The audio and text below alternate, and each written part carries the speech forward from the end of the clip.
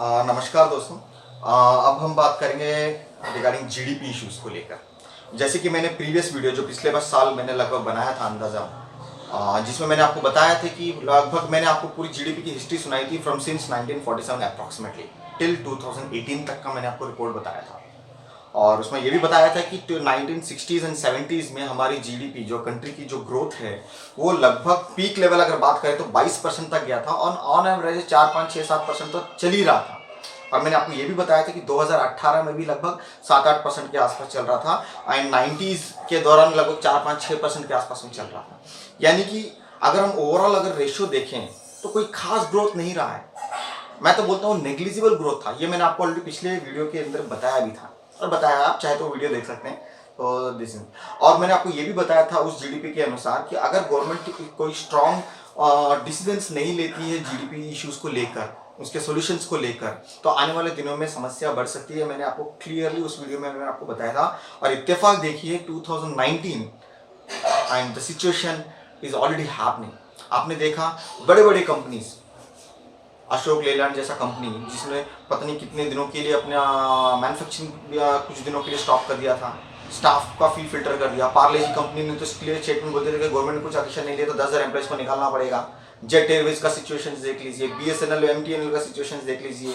ठीक है, ऐसे बड़े बड़े company they are facing issues. Sales down हो चुकी है, ये सारी चीज़ें जानते हैं हम, पूरा मार्केट देख रहा है। लेदर इंडस्ट्रीज, टेक्सटाइल इंडस्ट्री, उसकी सेल्स डाउन हो चुकी है।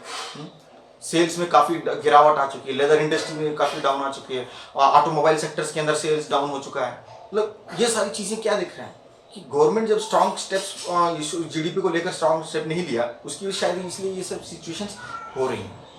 ये इत्तेफाक है कि किस तरीके से मार्केट में स्लो डाउन होते जा रहा है। और अब जीडीपी कहाँ पहुंची? लगभग 4.5% के आसपास। ये लोग तो वो बता रहे हैं, हकीकत तो कुछ और ही होता है एक्चुअली। मैं बोला क्योंकि मार्केट में अगर देखा जाए तो एक्शन मैन्युफैक्चरिंग बहुत कम है। अगर आप देखें फॉर एग्जांपल एग्रीकल्चर सेक्टर में 1947 में जो एग्रीकल्चर लैंड जितना था, क्या आज है उतना एग्रीकल्चर लैंड? नहीं।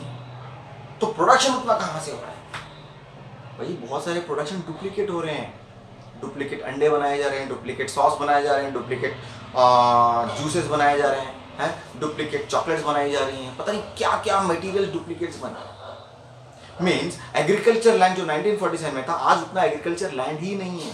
और ये तो इवन गवर्नमेंट ने भी अपने हिसाब से उनके कैलकुलेशंस के हिसाब से बताया था कि उसकी जो जीडीपी है, एग्रीकल्चर की जो जीडीपी है 5% से लगभग 2% या 3% के आसपास पहुंची हो। ये तो उनके ट्रैक रिकॉर्ड है, लेकिन हकीकत तो आप खुद भी अपने एरिया में सर्कमस्टेंसेस में, अपने रिलेटिव्स में, अपने फ्रेंड सर्कल्स में आप एक एनालाइज करके देखिए कि जितने लोगों के पास जितनी एग्रीकल्चर लैंड थी, क्या आज उतनी एग्रीकल्चर लैंड है? तो शायद आपको जवाब मिलेगा ना, क्योंकि बहुत से लोगों ने एग्रीकल्चर लैंड को बेच के सिटीज में चले गए। बहुत से लोगों ने एग्रीकल्चर लैंड को एनए कन्वर्ट करके कंस्ट्रक्शन फील्ड में building, commercial buildings, shopping complexes, housing board, colonies, ऐसी चीजों में कन्वर्ट करते हैं। तो एग्रीकल्चर लैंड डिक्रीज हो रहा है तो प्रोडक्शन कहां से इंक्रीज होगा? सीधी सी बात। तो कहने का मतलब ये सिचुएशन तो आनी ही थी, क्योंकि गवर्नमेंट इस चीज के ऊपर कहां काम कर रही थी। एग्रीकल्चर को बढ़ावा देने की बात करती है, इंडस्ट्रीज को 24 घंटे इलेक्ट्रिसिटी देती है, एग्रीकल्चर लैंड को 50% इलेक्ट्रिसिटी देती है। तो ऐसे सिचुएशन में कहां से ग्रोथ होगा? तो कहने का मतलब कहीं गवर्नमेंट की जो पॉलिसीज हैं उसमें कुछ गड़बड़ियां हुई हैं, जिसकी वजह से ये सिचुएशन आज जनता को फेस करना पड़ रहा है, तो आम पब्लिक को फेस करना पड़ रहा है। बड़े बिजनेसमैन से लेकर छोटे बिजनेसमैन को लेकर, टॉप क्लास एम्प्लॉयज से लेकर बॉटम क्लास एम्प्लॉयज को लेकर हर एक को ये प्रॉब्लम फेस करना पड़ा है। जो लोग गवर्नमेंट एम्प्लॉयज उनको वीआरएस देने की कोशिश की जा रही है ताकि फटाफट वो लोग रिटायरमेंट हो जाएंगे तो उसका पैसा कुछ ना कुछ बच जाएगा। नए रिक्रूटमेंट्स बहुत कम हो रहे हैं कंपैरेटिवली, बिकॉज अनएम्प्लॉयमेंट भी हाइक हो रहा है। कॉन्ट्रैक्ट एम्प्लॉयज पे ज्यादा फोकस किया जा रहा है, क्योंकि कॉन्ट्रैक्ट एम्प्लॉय कभी भी रख सकते हैं, कभी भी निकाल सकते हैं। ये लोग बोलते हैं कि हम एम्प्लॉयमेंट दे रहे हैं, अरे निकालने के बाद जब दोबारा दोगे तो वो तो एम्प्लॉयमेंट दिए जैसे ही हो गया ना। लेकिन आप ये थोड़ी ना बता रहे हैं कि कितने लोगों को निकाल दिया, उसका तो रिकॉर्ड आप बता ही नहीं रहे।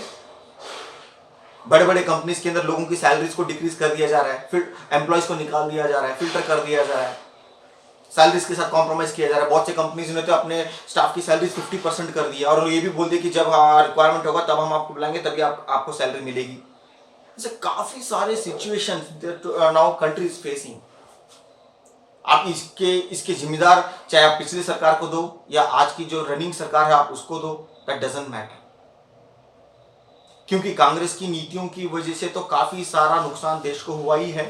उसके अलावा बीजेपी के ऊपर लोगों ने भरोसा दिखाया था कि आने वाला की कहीं ना कहीं वो कुछ ठीक ठाक करेगी, लेकिन कहीं ना कहीं अगर देखा जाए तो बीजेपी भी उतनी सफल नहीं हो पाई है। क्योंकि करेंसी देखिए, कांग्रेस के टाइम पे -56 पे चल रहा था $1 के मुकाबले, अब कहाँ तक पहुंची 72 के मुकाबले। तो करेंसी को भी कंट्रोल नहीं कर पाई बीजेपी, जीडीपी को भी कंट्रोल नहीं कर पाई बीजेपी, एग्रीकल्चर ग्रोथ के मामले में जीडीपी को भी कंट्रोल नहीं कर पाई। तो अगर ऐसे ही हाल रहा तो बीजेपी की सरकार का टिकना बहुत ही मुश्किल है आने वाले दिनों में, और बीजेपी के लिए तो बहुत बड़ा चैलेंज भी है और मुश्किल भी है। और मुझे नहीं लगता कि ये लोग उस प्रॉब्लम्स को सॉल्व कर पाएंगे, क्योंकि अभी तक तो उन्होंने ऐसे कोई ठोस कदम लिए भी नहीं। तो अब जनता को देखना पड़ेगा कि एक नए विकल्प के साथ, नई लीडरशिप के साथ काम कीजिए और नए लोगों को आप चांस दीजिए, क्योंकि हो सकता है नए लोग कुछ परिवर्तन ला सके। एक उम्मीद तो रहती है, लेकिन पुराने लोगों को वोट देने का तो कोई मतलब नहीं बनता है, ऐसा मेरा मानना है। क्योंकि अगर मान लीजिए बीजेपी से नाराज होकर आप कांग्रेस, जेडीएस, XYZ पार्टी को अगर आप वोट देते हैं, सपोर्ट करते हैं, तो आप बताइए उसमें क्या रिजल्ट मिलेगा?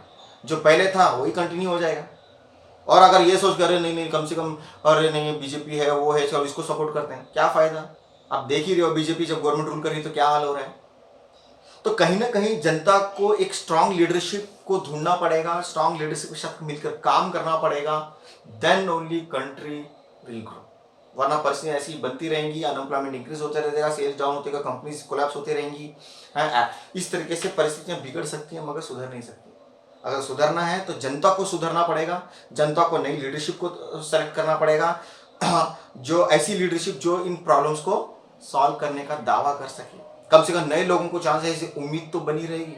पुराने लोगों को दोगे तो उम्मीद का तो चांस भी बहुत कम है, ऐसा हमारा मानना है। क्योंकि अभी तक तो कुछ किया नहीं तो आगे क्या करेंगे?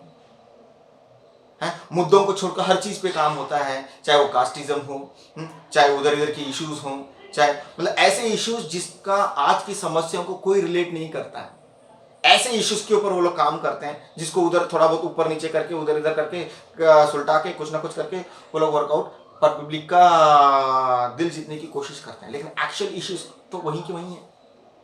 आप कितने भी उधर इधर की प्रॉब्लम्स को सॉल्व करें, लेकिन अगर एक्चुअल प्रॉब्लम्स, अगर जनता की प्रॉब्लम्स को अगर सॉल्व नहीं होंगी तो मुझे नहीं लगता देश का या जनता का ग्रोथ हो पाएगा।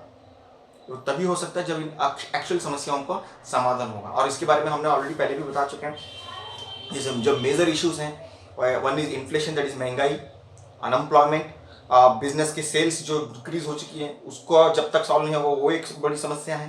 ठीक है, एग्रीकल्चर सेक्टर, जब तक एग्रीकल्चर प्रोडक्शन स्ट्रांग नहीं होगा तब तक ग्रोथ होना भी बहुत मुश्किल है। ऐसे काफ़ी क्राइम है, most important border security, NRC issue, बाहर के लोग इलीगली एंटर हो रहे हैं, उसकी वजह से भी अर्थव्यवस्था को काफ़ी फर्क पड़ता है।